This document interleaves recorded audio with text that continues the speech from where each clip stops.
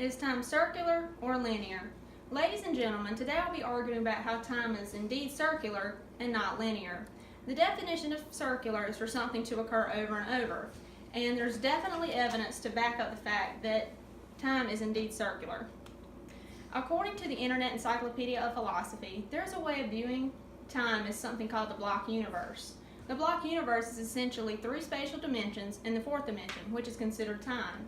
This would mean we live outside of time. The past and present exist, but the future does not. And because the future does not exist, it's almost as if time is repeating itself over and over and over.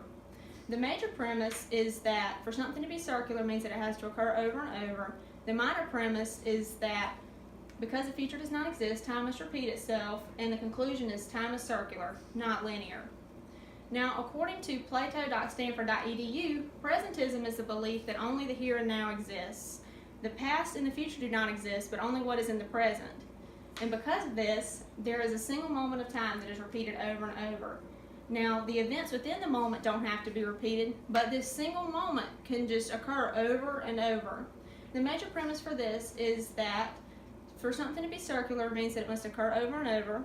The minor premise is that a moment in time occurs repeatedly, and the conclusion is that time is circular, not linear. Now, additionally, according to MIT.edu, we could look at time as something that is part of a dimension in space-time. Space-time is ultimately the concept of a three-dimensional space in a four-dimensional universe. And with this, there's actually a moment of time that's inside of a single dimension. And what happens in this dimension is that time actually kind of like moves around inside of the dimension, so time never passes. There's no past, present, or future. And because of this, time just appears to be occurring over and over and over.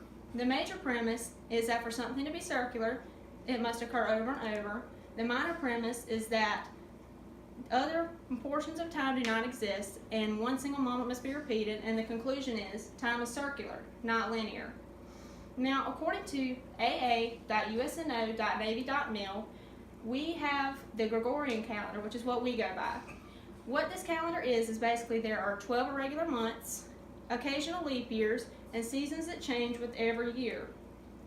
Now, what this means for us in terms of circular time is that we see how each year, even though time continues to progress and the years continue to build, we see that the seasons repeat themselves: spring, summer, fall, and winter. And we see this happen over and over. We see holidays return, they come and go, and things like that. So it's easy to see that even with our calendar that we use, that time is circular.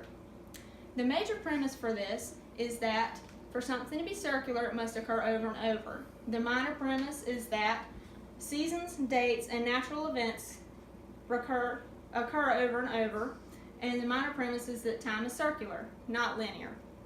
Now, my opponent may say that time is linear because time flows in one direction like a river. Well, this is wrong because according to ncbi.gov, time is actually a perception of the human mind. The human brain is wired to think that time has both a beginning and an end. And we cannot base the shape of time merely on the concept of the human perception of time. We have to base it on the fact that it does have a certain shape, and we have to take a look at the evidence that time is actually circular. Now, my opponent may also say that time is not able to be repeated because we could not reverse time because it is in a linear state. Well, this isn't true because we see how when there are planets and they make revolutions around the sun, yes, it may take 1, 10s, hundreds of years, but we do see those planets actually come back around, and scientists can predict planetary movement and things like that because of the fact that planets follow this revolutionary pattern. But if time were actually linear, we would see how we would have to take a single point and we would have to measure how the planets move from one single point and measure it towards infinity. So that tells us that because the planets follow this uniform path of travel, that time is circular. Now, my opponent may also say that we cannot use the seasons to determine if time is circular because seasons are just a perception of what us humans see in natural occurrences. Well, this isn't true because we obviously see how even though we didn't, even though we gave names to seasons, they would still occur. Even though we call holidays and dates certain things, they would still happen. And we see this occur over and over, year after year, even though the years continue to grow. And last but not least, my opponent may say that time is linear because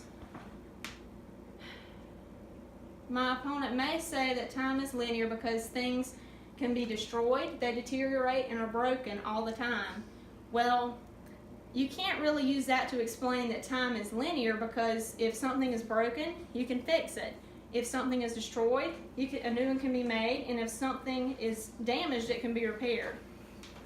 So with that being said, we see how that for everything that gets repaired, replaced, or restored, it has a new beginning. And with every new beginning, there is opportunity for improvement. So we see with that how time is indeed circular.